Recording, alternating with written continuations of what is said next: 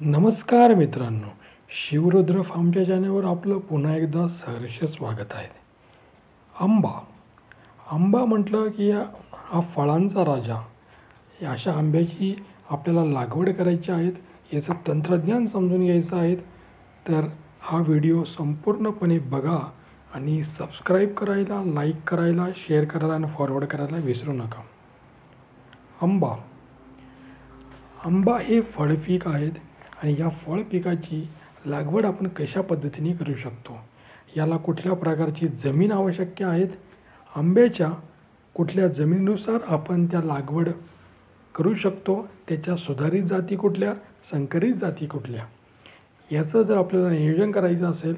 त्याचबरोबर आंब्याची लागवड करताना ही लागवड याचं अंतर कसं असणार, आपण इस्रायल पद्धतीने लागवड करणार आहात की आपल्या साध्या पद्धतीने लागवड करणार आहात, त्याच्याबरोबर त्याच्यामध्ये आपण कुठल्या प्रकारचे आंतरपिकं घेऊ शकतो.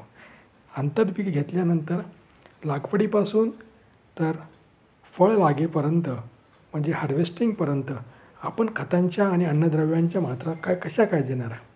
त्याचबरोबर आंबा पिकामध्ये पाणी व्यवस्थापन हा सगळ्यात महत्त्वाचा मुद्दा. त्याच्यासाठी आंबा लागवड झाल्यापासून पाण्याचं व्यवस्थापन कसं करायचं, अशा पिकाला पाण्याची बरोबरच कीड आणि रोग यांचं व्यवस्थापन हे देखील महत्त्वाचं असतं.